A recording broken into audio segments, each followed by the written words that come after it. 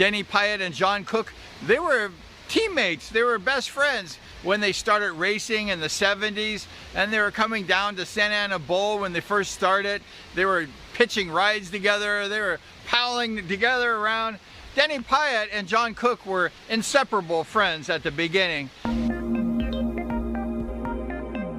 And John Cook turned out to be a sensational rider in the British League. He was racing for all these teams, Ipswich and lots of teams, and John Cook turned out to be a sensational rider for Team America.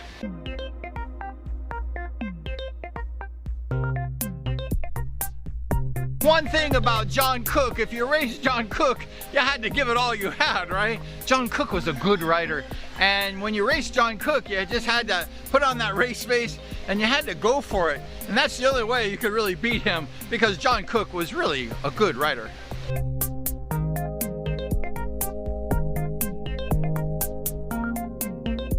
And the countdown number 44, it was number 73, the radical one. It was Radical Randy Marsh. He's from Ventura, California, that way, and he raced for the Ventura Sharks in the National Speedway League in the late 70s. Radical Randy Marsh was a very good D1 rider. He was excellent, and when you race Radical Randy Marsh, you had to go for it also, because these guys were top notch, and Radical Randy Marsh was no different.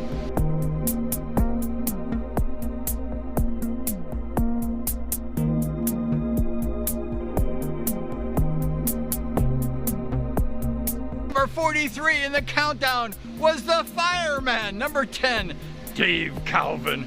Rest in peace, Dave. He was a fireman, he was racing speedway. I remember as a little kid getting autographs from Dave, and he told me if I have one more injury, I'm going to be kicked off the fire department, because he was a fireman during the day and night, and he was a speedway rider. And Dave Galvin, he raced for the Bakersfield Bandits in the National Speedway League.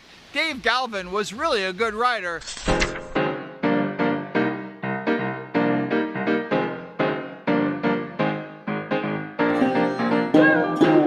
42 best riders of the 70s was Steve Colombo. Do you remember Steve Colombo? He had that frizzy hair. Woo! He was a handsome guy, and Steve Colombo was a solid rider. He rode for the Los Angeles Sprockets of the National Speedway League. They got second place. They had Woods and Bast on that team and Penhall, and they had Steve Colombo on that team. Steve Colombo was a good rider. I remember Steve when I first started riding. He was at the OCIR practicing. He was a D1 rider. He was the type of guy that always worked hard. He wanted to get better and better. And Steve Colombo was a solid D1 rider, and he was really good. Number 41 in the countdown was another good rider. He's been around Speedway since the 70s, and he's still around today. He's raced for many, many years. He was a good rider when he was young in the 70s, and he sponsored lots of Speedway riders. He's just a good guy for Speedway. He's been around forever. And who is that? It's Danny Scopoletti.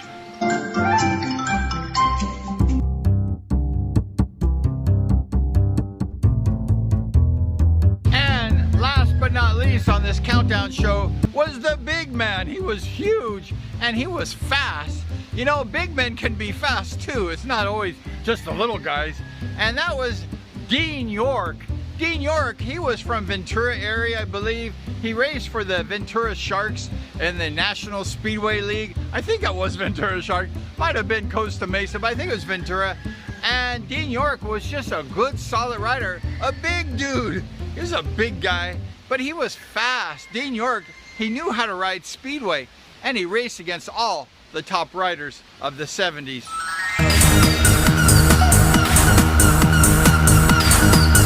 That's it, we're at number 40 in the countdown. From 75, we're down to 40. Thank you so much for watching. We appreciate you. Subscribe, like this show. It's really fun. We're having a good time remembering the riders of yesteryear. And these were the riders of the 70s. and we're judging them according to what they did in the 1970s. And so thank you once again, and we appreciate you. We're gonna see you next time.